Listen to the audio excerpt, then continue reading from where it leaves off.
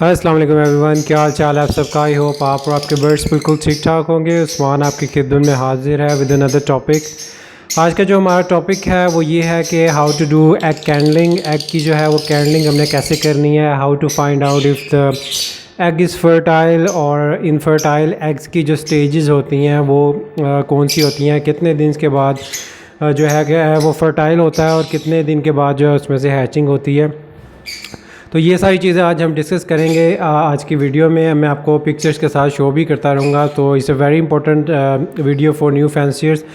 तो आप इस वीडियो को पूरा देखिएगा, स्किप ना कीजिएगा। तो चलें टॉपिक को डिस्कस करते हैं। राइट व्यूवर्स, तो एग कैंडलिंग के अंदर जो हम सबसे इम्पॉर्टेंट चीज़ें हैं वो पहले डिस्कस कर लेते हैं, जो कि हमारी हैं प्रिकॉशंस। एक्चुअली में ये प्रिकॉशंस ज़रूरी हैं एग कैंडलिंग के वक्त, अदरवाइज़ हमें जो है इसके नुकसानात हो सकते हैं, हमारा जो एग है वो ख़राब हो सकता है। उसमें नंबर 1 पे है इसकी टॉर्च, जिससे हम एग कैंडलिंग करते हैं। नॉर्मली लोग जो है इसको मोबाइल की टॉर्च से एग कैंडलिंग करते थे, उसके बाद जो है वो बड़ी टॉर्चेस भी यूज़ करते थे।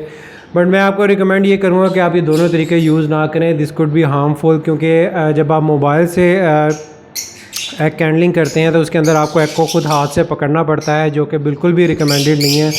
तो मैं आपको रिकमेंड करूँगा कि आप जो है वो टॉर्च यूज़ करें, और टॉर्च भी आपने इस तरह की टॉर्च यूज़ करनी है। अगर आपको नज़र आ रहा है, ये पेन टॉर्च कहलाती है, ठीक है। ये जो मेरे पास है ये इस वक्त है कैमेलियन कंपनी की है। It's a very good torch, ठीक है। ये बिल्कुल एक पेन की तरह है, और इसकी जो इसकी लाइट है वो भी काफ़ी तेज़ है।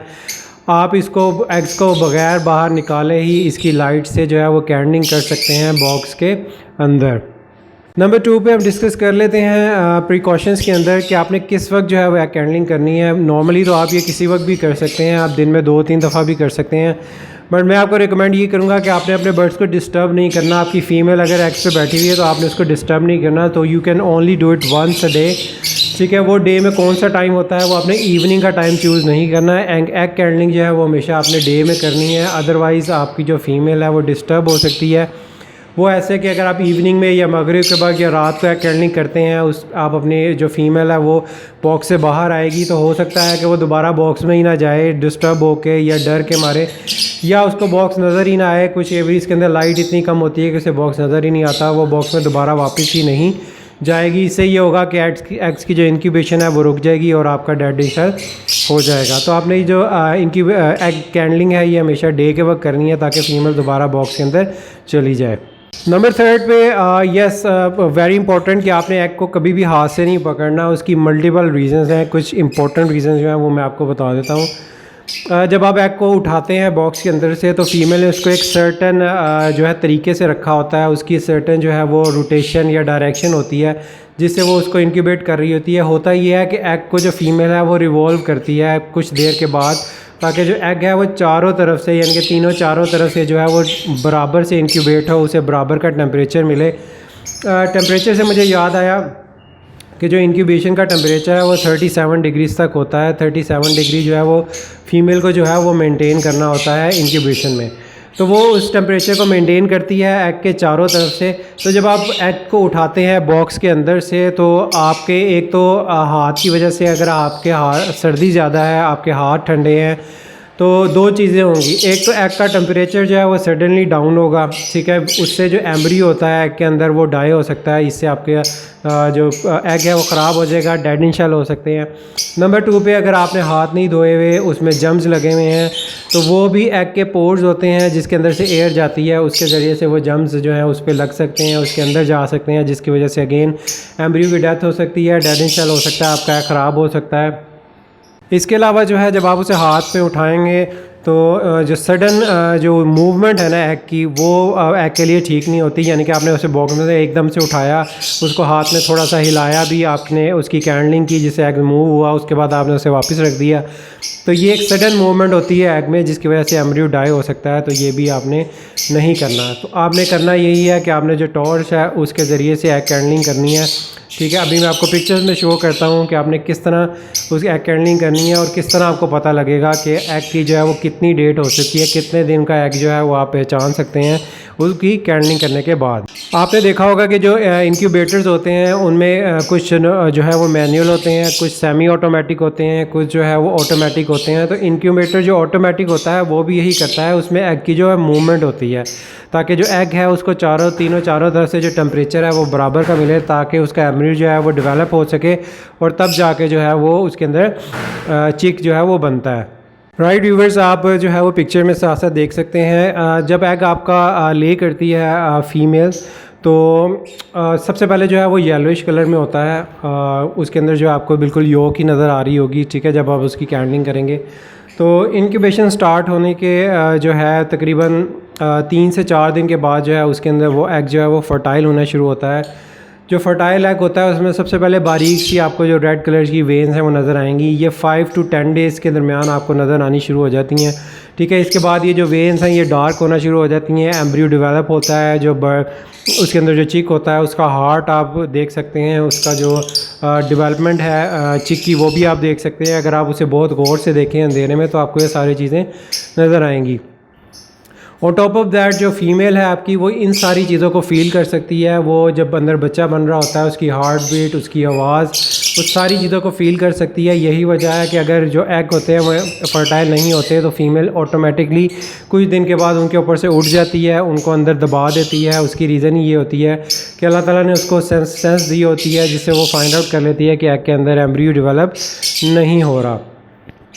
तो फर्स्ट 1 to 5 डेज़ जो एग आपको येलोइश नज़र आएगा। 5 to 10 डेज़ में आपको रेड वेन्स बनना शुरू हो जाएंगी। 10 to 15 डेज़ के अंदर जो है वो आपका जो है वो जो वेन्स है वो डार्क हो जाती हैं, एग जो है वो पूरी तरीके से आपको रेड नज़र आना शुरू हो जाएगा। फिर आफ्टर 10 डेज़ जो है आपको एयर सी बनना शुरू हो जाएगी। आपको एक तरफ से आग के अंदर नज़र आएगा कि उसके अंदर एक सैक जो है, एयर सैक उसे हम कहते हैं, वो बनना शुरू हो जाता है। ये जो है वो जो चिक है उसके सांस लेने के लिए बनता है। इसमें 2 चीज़ें मैं आपको बता दूं वेरी इंपॉर्टेंट।